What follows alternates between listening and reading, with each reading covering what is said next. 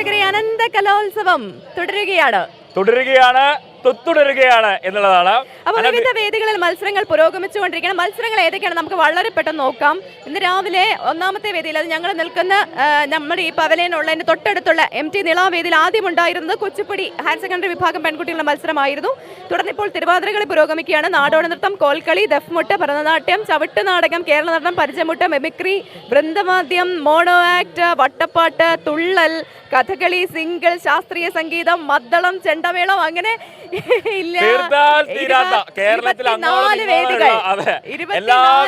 സജീവമാണ്. പോരാത്തതിന് ഇത്തവണ ഗോത്ര കലാരൂപങ്ങളും 5 കലാരൂപങ്ങൾ കൂടി ഉൾപ്പെടുത്തിയിട്ടുമുണ്ട്. അപ്പോൾ നമുക്കിനി അറിയേണ്ടത് പോയിന്റ് നില എങ്ങനെയാണ്, ഒപ്പം കലോത്സവത്തിന്റെ മറ്റ് വിശേഷങ്ങൾ എന്തൊക്കെയാണെന്നല്ലേ.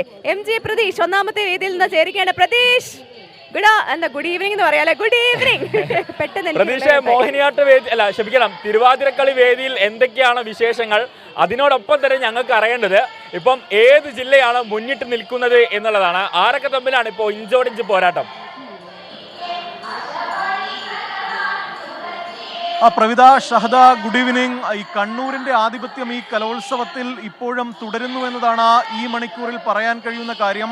ആദ്യഘട്ടത്തിൽ പല ജില്ലകൾ തമ്മിൽ ഇഞ്ചോടിഞ്ച് പോരാട്ടങ്ങൾ നടന്നിരുന്നു. ഇപ്പോൾ കണ്ണൂർ 546 പോയിന്റുമായി കണ്ണൂർ ജില്ല ഒന്നാം സ്ഥാനത്ത് നിൽക്കുന്നു എന്നതാണ് നമുക്ക് മനസ്സിലാക്കാൻ കഴിയുന്നത്. കലോത്സവത്തിലെ മത്സരങ്ങൾ പകുതിയോളം പൂർത്തിയാകുമ്പോഴാണ് കണ്ണൂർ ജില്ലയുടെ ഒരു ആധിപത്യം. തൊട്ടു പിന്നിലായി തൃശ്ശൂർ ജില്ലയുണ്ട്. 541 പോയിന്റാണ് തൃശ്ശൂർ ജില്ലയ്ക്ക് ഉള്ളത്. തൊട്ടു പിന്നിലായി മൂന്നാം സ്ഥാനത്ത് കോഴിക്കോട് ജില്ലയുണ്ട്. 537 പോയിന്റാണ് കോഴിക്കോട് ജില്ലയ്ക്കുള്ളത്. 4ാം സ്ഥാനത്ത് നിലവിൽ പാലക്കാട് ജില്ലയാണ്. 533 പോയിന്റ് പാലക്കാട് ജില്ലയ്ക്കുണ്ട്. 5ാം സ്ഥാനത്ത് ആലപ്പുഴ, 514 പോയിന്റാണ് ആലപ്പുഴ ജില്ലയ്ക്കുള്ളത്. ഇനി നിരവധി മത്സരങ്ങൾ നടക്കാനുണ്ട്. പക്ഷേ പലപ്പോഴും ഈ മത്സരങ്ങൾ പോയിന്റ് നിലകൾ മാറി മറയുന്ന ഒരു സാഹചര്യമാണ് കലോത്സവ വേദിയിൽ എപ്പോഴും നമ്മൾ കാണുന്ന കാര്യം. കാരണം ഇനി നടക്കാനിരിക്കുന്ന മത്സരങ്ങളൊക്കെ തന്നെ പോയിന്റ് നിലയെ വളരെയേറെ സ്വാധീനിക്കുന്ന മത്സരങ്ങളാണ്. ഇന്ന് ജനപ്രിയ ഇനങ്ങൾ കലോത്സവ വേദിയിൽ വന്ന ഒരു ദിവസം കൂടിയായിരുന്നു. മിമിക്രി, ദഫ്മുട്ട, ചവിട്ടുനാടകം ഉൾപ്പെടെയുള്ള നിരവധി ഇനങ്ങൾ ഇന്ന് കലോത്സവ വേദിയിൽ വന്നിരുന്നു. ഇതൊക്കെ തന്നെ